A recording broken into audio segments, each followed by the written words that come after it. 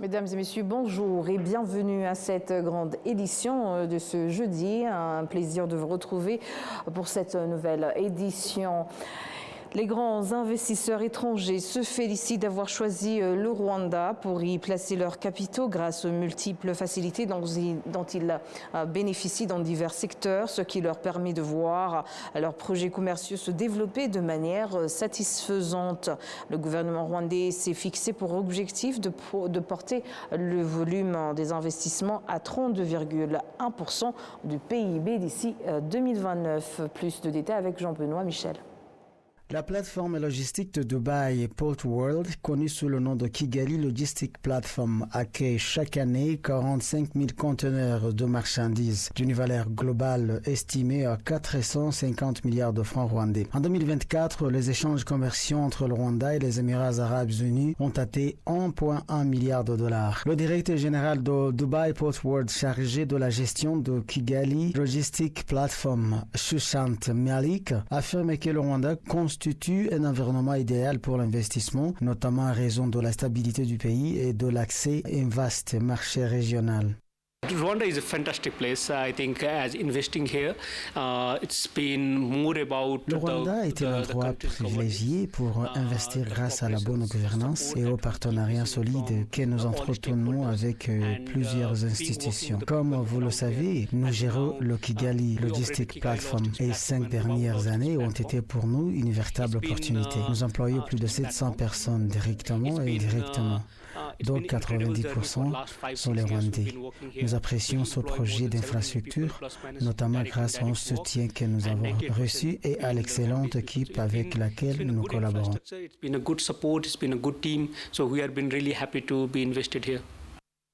Un investisseur originaire d'Érythrée, Tekla Etim, a également lancé au Rwanda l'entreprise Eri Rwanda, spécialisée dans l'importation de diverses marchandises, en raison de 100 à 150 conteneurs par mois. Cette entreprise érythréenne fait partie de celles qui ont généré le revenu le plus important au Rwanda, totalisant 93,5 millions de dollars en 2024. Le directeur général adjoint d'Eri Rwanda, Fassé Hatem, confirme que leur investissement prospère grâce aux facilités offertes par le Rwanda. We are very much impressed with the investment we have done here in Rwanda. You know, by the time Eri Rwanda was founded, nous sommes très satisfaits de l'investissement que nous avons réalisé au Rwanda. Lorsque Eri Rwanda a été fondé il y a 25 ans, ce n'était qu'une très petite entreprise. Aujourd'hui, nous faisons partie de 3 plus grandes sociétés du pays en matière d'importation et de distribution de marchandises. Nous avons atteint ce niveau grâce au climat des affaires au Rwanda, caractérisé par la transparence, la stabilité et l'efficacité des services publics. The government is very stable and efficient and ever improving services. Le directeur du One Stop Center au sein de l'Office rwandais de développement RDB, Fred Karemera, explique que des mécanismes existent pour faciliter l'accès au foncier pour les grands investisseurs selon la durée de leur projet. Mu rugero niba ari ushoye amafaranga ariko ugakora infrastructure kuri bwa butaka. Par exemple, lorsqu'un investisseur développe une infrastructure sur un terrain appartenant à l'État, celui-ci précise que son investissement sera amorti sur une période de 25 ans. Cela signifie que le gouvernement reste partie prenante. Le terrain appartient à l'État et l'accord de concession a pour objectif de permettre à l'investissement de fonctionner pleinement, afin que le pays atteigne les résultats escomptés. Après ces 25 ans, des discussions sont ouvertes pour décider si l'investisseur conserver l'exploitation ou si celle-ci est transférée à un autre opérateur. Dans le secteur d'exportation, un investisseur qui parvient à exporter au moins 30% de ses produits bénéficie d'un taux d'imposition réduit à 25%. S'il dépasse 50% d'exportation, il profite d'un avantage encore plus important, un taux d'imposition limité à 15% seulement, ainsi que tous ces avantages sont directement liés à la nature de ses activités menées au secteur dans lequel l'investisseur opère. Concernant la fiscalité, certains grands investisseurs, qu'ils soient rwandais ou étrangers, bénéficient d'allégements fiscaux en fonction du volume de leur exportation vers les marchés internationaux. Lors de la présentation du programme gouvernemental 2024-2029 devant les deux chambres du Parlement, le Premier ministre Dr Justin Nsengiyumva a réaffirmé cette ambition.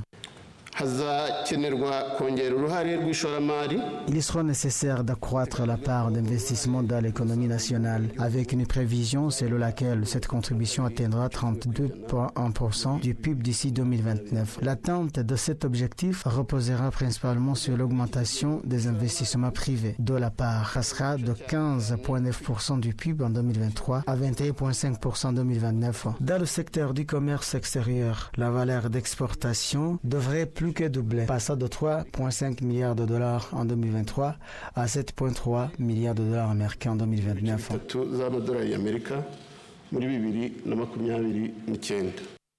Le Rwanda prévoit d'augmenter la valeur des investissements domestiques pour atteindre 4,6 milliards de dollars d'ici 2029, contre 3,2 milliards en 2024, issus de 612 projets d'investissement. Cela représente une croissance de 32,4% par rapport à l'année 2023, où les investissements s'élevaient à 2,4 milliards de dollars. À Kigali, je suis Jean-Benoît Michel. Et le président de la République, Paul Kagame, a exhorté les dirigeants à avoir la capacité, les connaissances et la volonté de remplir leurs fonctions conformément à la vision du pays. Il a réitéré lors de la cérémonie de prestation de serment ce jeudi de certains responsables de diverses institutions étatiques. Plus de détails avec Patrick Militanti. Parmi les personnalités ayant prêté serment devant le président de la République, Paul Kagame, figurait la secrétaire d'État au ministère de l'Agriculture et de l'Élevage, Madame Solange Ouitouzé, et le secrétaire d'État au ministère des Affaires étrangères, Madame Usta Kaitesi. Monsieur Charles Murigande a également prêté serment après sa nomination au Sénat rwandais. Parmi les autres personnalités ayant prêté serment, il y a également le juge à la Cour d'appel, M. Net Jules Marius, et M. Didas Shimiman. Dans son message, le président Paul Kagame a déclaré que le serment devait rappeler aux dirigeants leurs responsabilités envers le Rwandais et qu'il leur fallait faire preuve de fermeté pour les assumer. Le chef de l'État rwandais a affirmé que la vision du pays exigeait la mobilisation des compétences, des connaissances et de la volonté pour relever les différents défis. Madame Solange Ouitouzé a rejoint le gouvernement en tant que secrétaire d'État au ministère de l'Agriculture et de l'Élevage, après avoir occupé le poste de directrice générale par intérim de l'Office rwandais pour la promotion de l'agriculture et de l'élevage, RAB en sigle et en anglais, et Madame Usta Kaitesi était jusque-là sénatrice et présidente de la commission sénatoriale des affaires politiques et de la gouvernance. Et les grands investisseurs étrangers se félicitent d'avoir choisi le Rwanda pour y placer leur... nous y sommes revenus tout à l'heure, mais ce jeudi, à la frontière entre le Rwanda et la République démocratique du Congo, à la principale frontière, connue sous l'appellation de la Corniche, le Rwanda a accueilli plus de 300 Rwandais de retour de la République démocratique du Congo. Contrairement aux vagues précédentes, le nombre de retours est nettement plus élevé cette fois-ci. Les rapatriés expliquent que les nouvelles rassurantes de leurs compatriotes selon lesquels le Rwanda est un pays sûr et prospère et souhaite le meilleur à tous ces rapatriés les ont convaincus de rentrer définitivement chez eux. Au moins 6 000 Rwandais sont déjà rentrés au pays en cette année 2025. Et les experts économiques affirment qu'en 31 ans depuis la libération du Rwanda, le paysage urbain de Kigali a connu une transformation remarquable, largement due à d'importants investissements dans la construction d'immeubles de grandes hauteurs. Plus de précision avec Patrick Militanti. Les nouveaux gratte-ciel qui s'élèvent à travers Kigali redessinent l'horizon de la ville et attirent un flux croissant de Rwandais et étrangers, créant ainsi d'importantes opportunités pour le monde des affaires. La plus haute structure de Kigali est le Kigali Financial and Business Square, composée d'une tour de 25 étages et d'un bâtiment jumeau de 23 étages. Il s'agit actuellement du plus haut bâtiment de la ville de Kigali. Le projet devrait coûter 100 millions de dollars américains une fois achevé. Jeudi, des représentants du gouvernement et divers investisseurs ont inauguré la première phase du développement de ce projet. Yu Zhuokai, directeur général adjoint de l'entreprise de construction chinoise en charge de projet, qui pilote ce projet, a expliqué que la première phase avait rencontré plusieurs difficultés et que la seconde, d'une durée environ de 12 mois, présenterait également d'exigences importantes. Nous avons rencontré de nombreux défis, car il s'agit d'une zone commerciale où les structures administratives sont strictes et où la qualité et la sécurité de nos opérations sont étroitement surveillées. De plus, creuser en profondeur n'a pas été chose facile. Les 50% restants seront encore plus difficiles, mais avec nos partenaires, nous atteindrons le but fixé.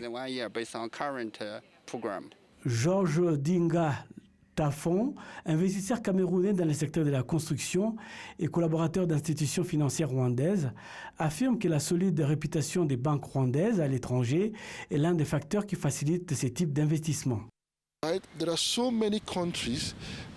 De nombreux pays n'acceptent pas les documents bancaires étrangers, mais au Rwanda, les institutions financières locales sont respectées. Ainsi, l'envoi de leurs documents à l'étranger et l'importation du matériel se déroulent sans problème. C'est l'une des raisons pour lesquelles le Rwanda attire les investisseurs. Denis Kalela, expert en affaires et investisseur, déclare que l'investissement dans les bâtiments est actuellement l'un des principaux moteurs du développement économique du Rwanda. Quand on observe le volume des échanges commerciaux, l'expansion des entreprises dans les villes, ainsi que les dépenses liées à l'achat des biens et aux transactions financières, on constate une forte activité commerciale. Le président Paul Kagame, lors de l'inauguration officielle d'un immeuble des grandes hauteurs à Kigali, a exhorté les dirigeants des différents secteurs à continuer de faciliter les investissements dans des projets similaires, soulignant que le pays a besoin davantage d'infrastructures modernes de ce type.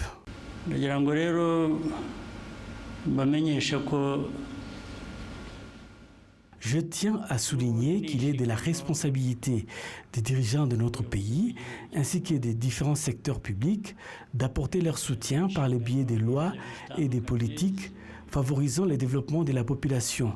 Cela inclut le soutien à toutes les activités contribuant au progrès, notamment les initiatives d'investissement comme celle-ci.